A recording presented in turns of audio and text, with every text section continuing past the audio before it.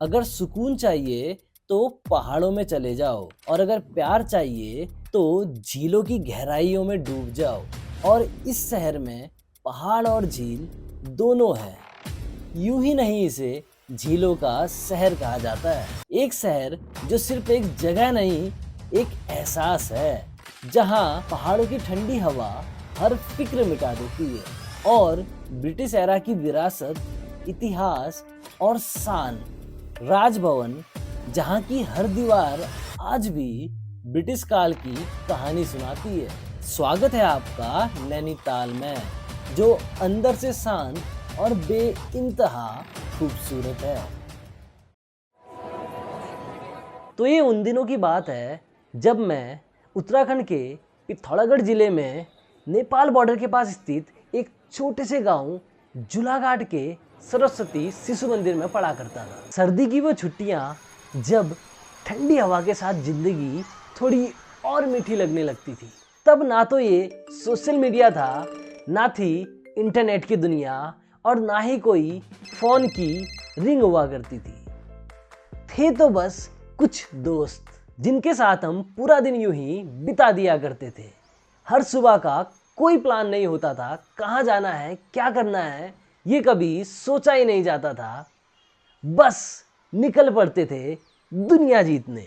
वो गली का क्रिकेट जब दिन भर बॉल फेंकने के बाद भी थकते नहीं थे, और कभी कभी नदी किनारे ठंडी हवा के साथ बहते पलों में खो जाते थे। तो जी कैसे हो? नैनीताल एक ऐसा शहर जो हर मौसम में अपना रंग बदल लेता है, लेकिन सर्दियों के मौसम में इस जगह की बात ही कुछ अलग है। यूं तो नैनीताल को किसी पहचान की जरूरत नहीं है।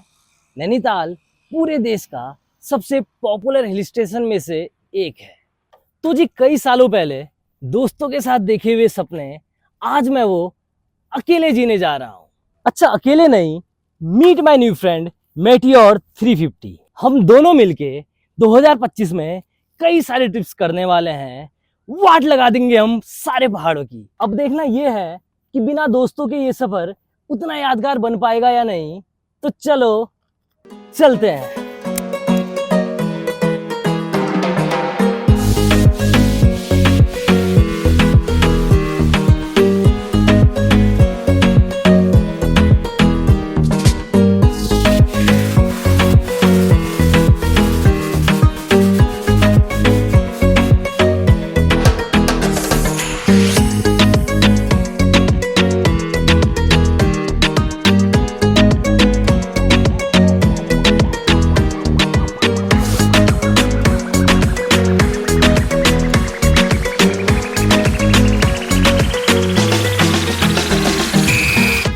तो फिलहाल मैं पहुंचा हूं काठगोदाम। नैनीताल तक का सफर आप चाहें तो बाय बस कर सकते हैं।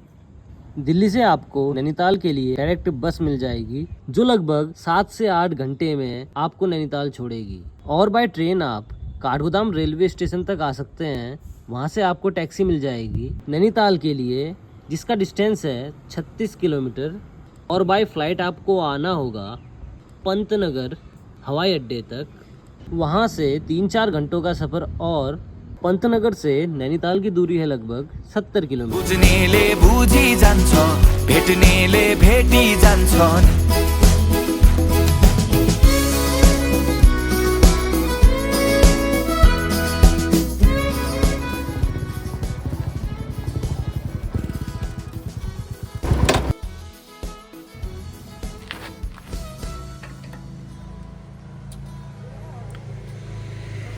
भुट्टा खा लो दोस्तों। तो अभी मैं थोड़ा सा ऊपर हूँ काठगोदाम से। नैनीताल जब भी मैं जाता हूँ, ये भैया के यहाँ पे भुट्टा जरूर से मैं खाता हूँ। इतना मस्त होता है ना इनका भुट्टा। आप भी कभी आओ तो ट्राई जरूर करना।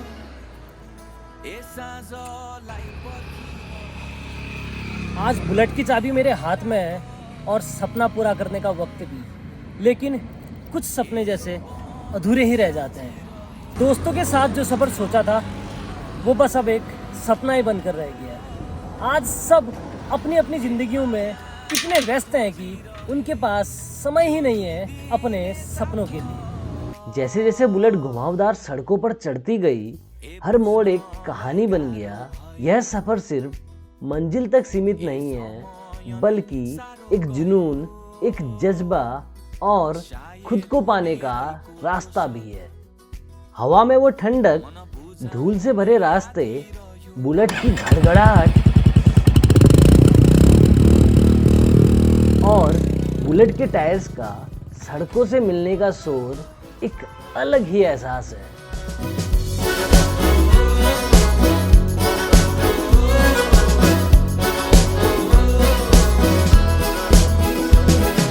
देख्नेले देखी जान्छ, बुझ्नेले बुझी जान्छ, भेट्नेले भेटी जान्छ नि। तो जी नैनीताल में आपका स्वागत है। मैं हूं अभी तल्लीताल चौक पर। 2 किलोमीटर में फैली करीब नाशपाती के आकार की यह झील 2 भागों में बटी है। तल्लीताल जहाँ पे मैं हूँ अभी, ये हिस्सा थोड़ा नीचे है, और मल्लीताल ताल का ऊपरी भाग जहाँ पे मॉल रोड है।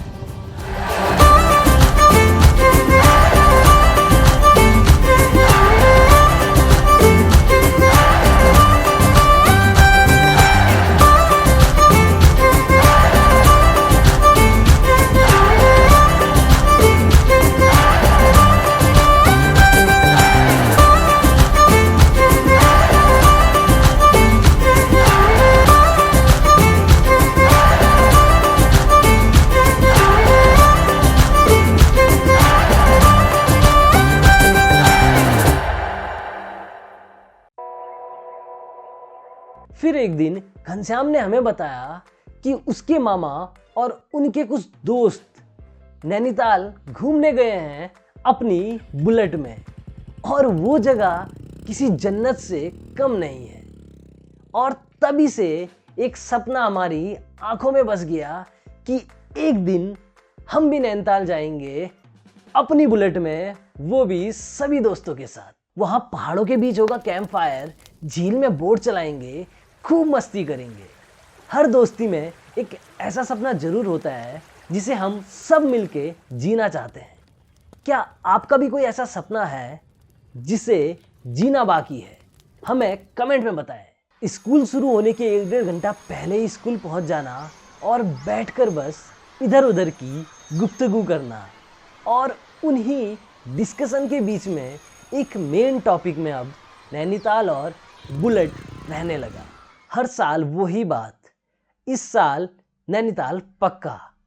सपना था कि ठंडी हवा में खूबसूरत झील के पास सब दोस्त मिलके बैठे होंगे, लेकिन हर साल कुछ ना कुछ रुकावट आ ही जाती, कभी एग्जाम तो कभी बजट।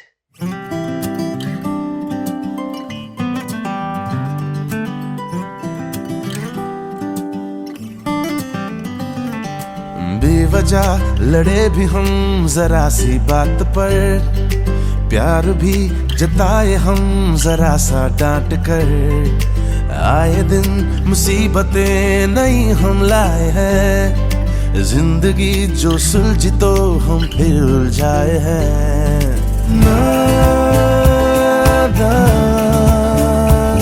है हम मगर साथ है,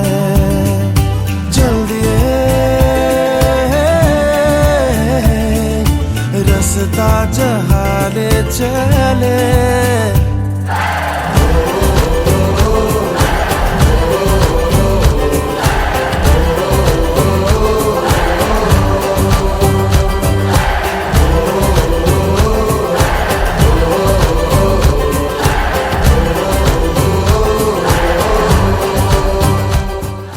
नैना देवी मंदिर नैनी झील के उत्तर में बसा नैना देवी को समर्पित एक पवित्र हिंदू मंदिर है।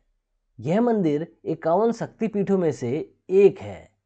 सती माता के नैन यहाँ गिरे थे, इसी वजह से इसका नाम नैना देवी मंदिर पड़ा, और माँ नैना देवी से ही नैनीताल को आज नैनीताल के नाम से पुकारा जाता है। और ये ही नहीं, नैनी लेक का नाम भी नैना देवी के नाम पर ही रखा गया है।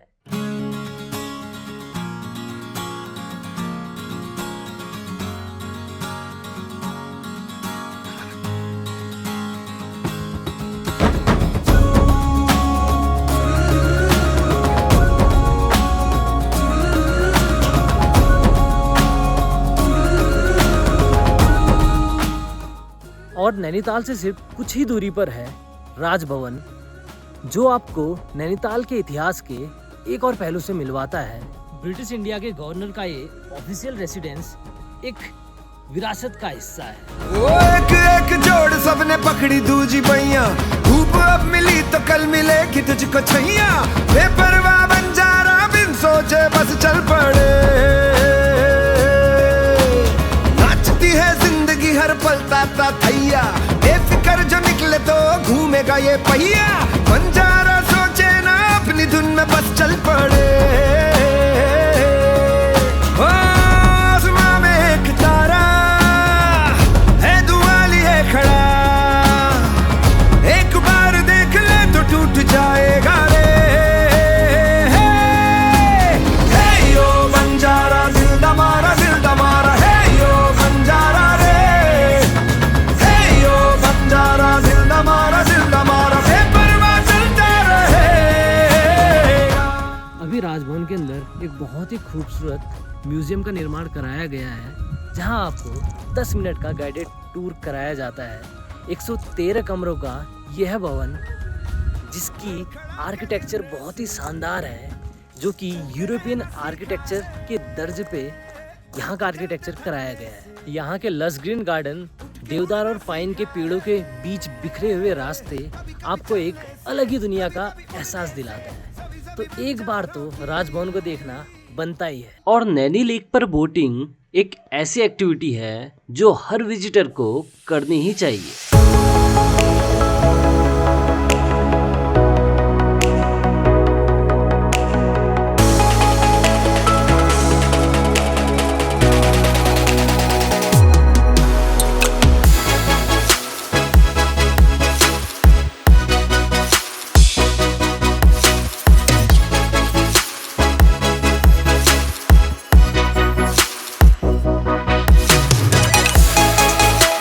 नैनी लेक को नैनीताल का दिल भी कहा जाता है। ये लेक चारों तरफ से पहाड़ियों से घिरी हुई है। इसके एक तरफ शहर की हलचल भरी मॉल रोड और दूसरी तरफ हरी भरी पहाड़ियाँ बहुत खूबसूरत है। मैंने नैनी लेक पर इत्मीनान से बोटिंग की। यहाँ आप बोट, पैडल बोट और सेल बोट के मज़े ले सकते हैं। 3 बोट है बस। एक रोज में आप बैठे हैं, पैडल बोट सामने है, तो सेल बोट होती है, इसमें पर्दा लगा होता है ऊपर, याच वाली का वो क्लब की तरफ से होती है। लेक के बीच में बोट चलाते वक्त जो शांति का एहसास होता है, वो आपको कहीं और नहीं मिलेगा।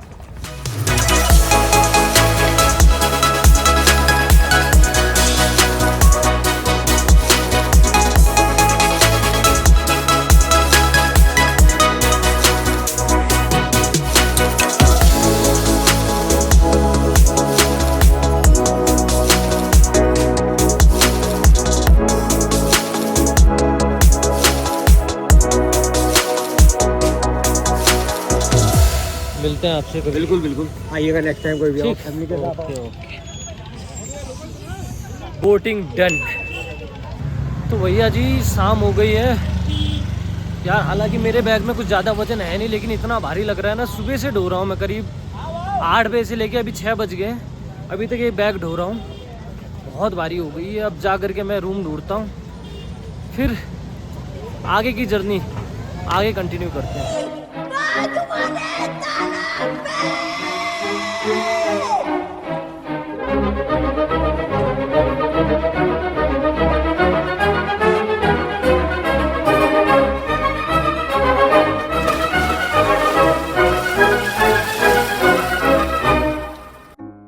हड़बड़ी में हर घड़ी है धड़कने हुई बावरी, सारा दिन उसे ढूंढते रहे नैनों की लगी नौकरी, दिख गई तो है उसी में आज की कमाई मेरी, मुस्कुरा भी दे तो मुझे लगे जीत ली कोई लॉटरी, दिल की हरकतें मेरी समझ के पार है जी, इश्क है इसे या मौसमी बुखार है जी, पहली बार है जी, पहली बार है जी।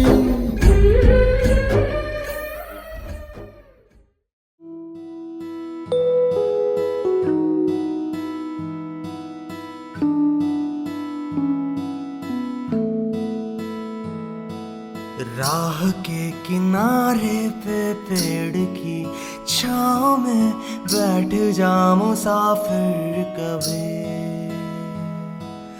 इतना क्यों है भागता, क्या तू वक्त से बड़ा बन गया है काफिर अभी।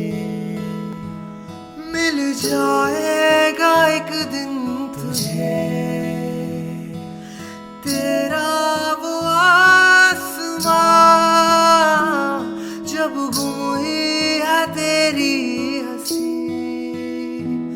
तो सफर का क्या फायदा। फिक्रों में है क्या रखा, कोशिशें तू कर सदा, इतना ही है काफी अभी। पहाड़ गए और मैगी नहीं खाई तो क्या खाक पहाड़ गए, ये तो आपने अक्सर सुना ही होगा। तो चलिए आज आपको एक अल्टरनेटिव बताता हूँ मैगी का।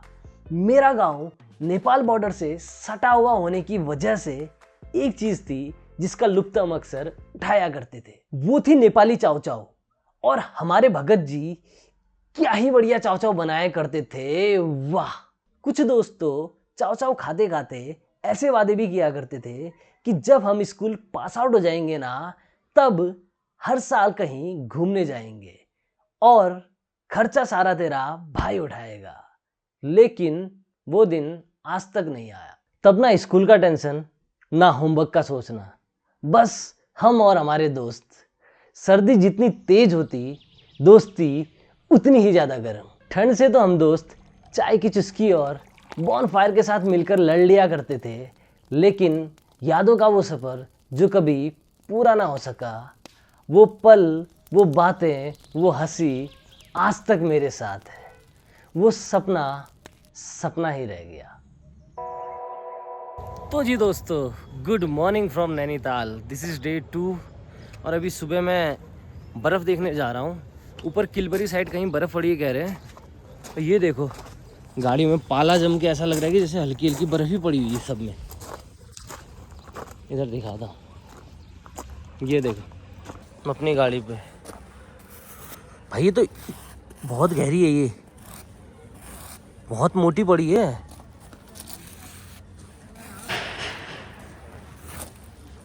अरे ये किसने खोला?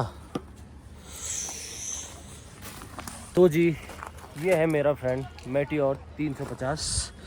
तो इसे सफाई करता फिर निकलते हैं।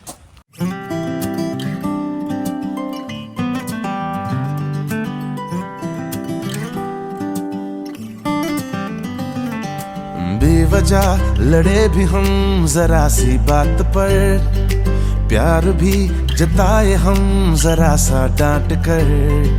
आए दिन मुसीबतें नई हम लाए हैं, जिंदगी जो सुलझी तो हम फिर उलझाए हैं।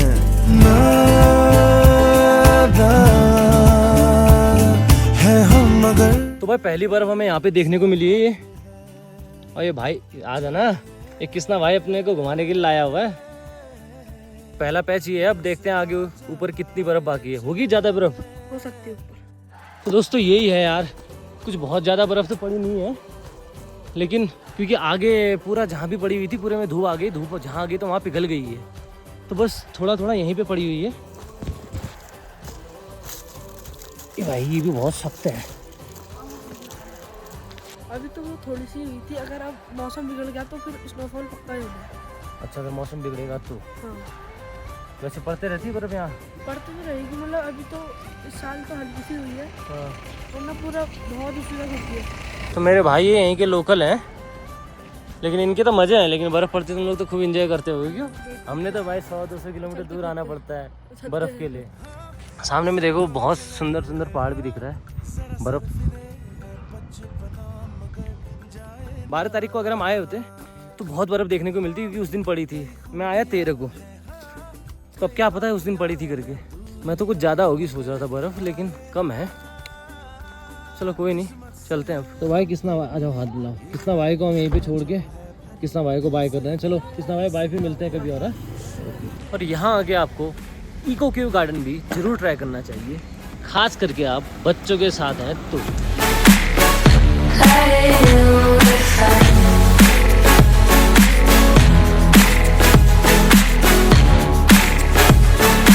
ओ भाई, बोलने वाला ट्री। चाचा तो बोल रहा है। तो आइए इस रोमांच और चुनौती से भरे सफर की शुरुआत करें। तो यहाँ छोटी बड़ी मिलाकर टोटल 6 केव हैं। Tiger cave, panther, porcupine, bats, flying fox और एप्स केव। तो पहले हम टाइगर केव में जाते हैं। आर्टिफिशियल आवाज भी आ रही है अंदर से। कुछ नहीं, खाली केव है। क्या? अच्छा,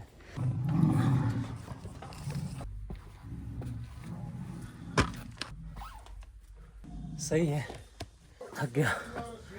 इसी से अटैच है पैंथर केव। यहाँ के छोटे छोटे रास्ते और सुरंग जैसी केव आपको एक एडवेंचर का एहसास कराते हैं। और भाई यहाँ पे होगी एग्जिट। Bat cave. यहाँ कहाँ जाना है आगे? अरे भाई, इसके नीचे जाना है। तो तेरी, अरे बस थोड़ा सा यही वाला पार्ट जो है बहुत सकरा है। मोटे लोगों के लिए बड़ी दिक्कत है यार। ये बैठ के बड़ा सही है यार। अरे अब किधर? यहाँ, ये उधर, ये है एप्स के। ये बड़ी खतरनाक लग रही है मुझे। ये सबसे ज्यादा टफ है, एप्स केव। भाई मोटे आदमियों की बस की तो बात ही नहीं है। ओए, तो लगभग मैंने सारी केव कर ली है भाई। बहुत ही एडवेंचरस है, मज़ा आ गया। बच्चों के खेलने के लिए यहाँ कई सारी एडवेंचर एक्टिविटीज़ भी हैं। और कुछ फन करने के लिए मैं स्नो व्यू पॉइंट तक केबल कार से गया। बर्फ से ढकी हिमालय की चोटियों के पैनारोमिक व्यू सचमुच औसम थे। और ऊपर से देखने पर पूरा नैनीताल शहर नीचे फैला हुआ था और दूर दूर तक फैले पहाड़ आसमान को चूमते हुए नजर आ रहे थे।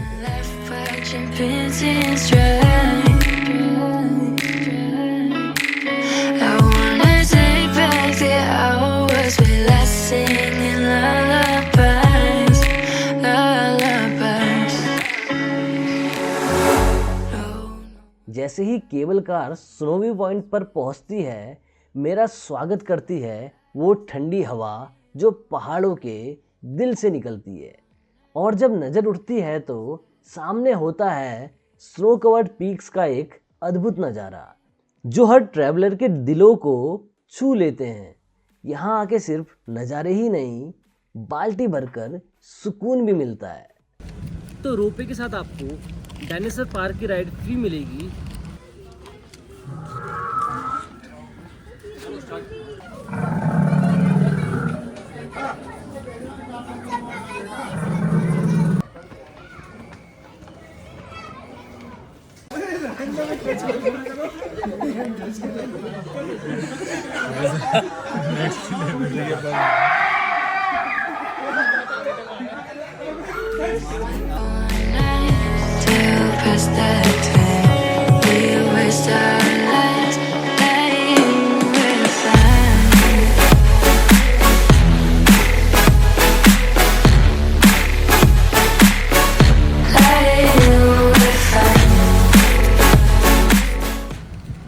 तो मैं पिछली बार यहाँ आ चुका हूँ, कई बार आ चुका हूँ आने को। तो इससे पिछली बार मैं जब फैमिली के साथ आया था तो मैंने ये सारे पॉइंट कवर किए थे।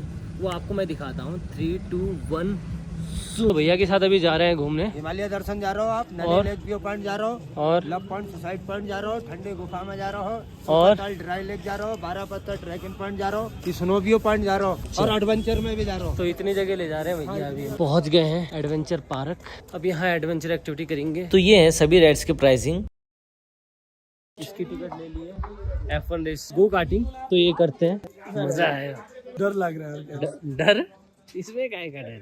सही है, मस्त एक्सपीरियंस है भाई। आओ आप लोग भी करो। अब ये बम्पिंग का ठोकेंगे। मजेदार है यार, मजेदार। तो अब यहाँ से जा रहे हैं। आप कौन सी जगह जा रहे हैं भैया? हिमालय दर्शन 1946। सीढ़ियाँ देखो भाई, बहुत छोटी सी जगह है, आराम से आना।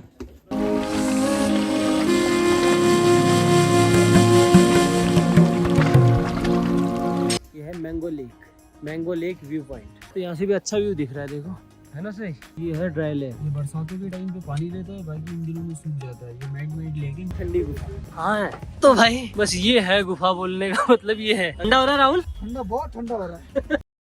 वह बुलेट जो अब सिर्फ एक बाइक नहीं बल्कि मेरे ज़िंदगी का हिस्सा बन चुकी है, और मैं जिसने एक टीनेजर के ड्रीम से यह सफ़र शुरू करके एक बहुत बड़े यादों के खजाने के साथ सुहावनी पहाड़ी हवा और वापस इस हिमालयन पैराडाइज में जल्द ही लौटने का वादा करके वापस लौट रहा। सपने अधूरे रह जाते हैं, लेकिन जीने की चाहत उन्हें पूरा करने का जुनून देती है।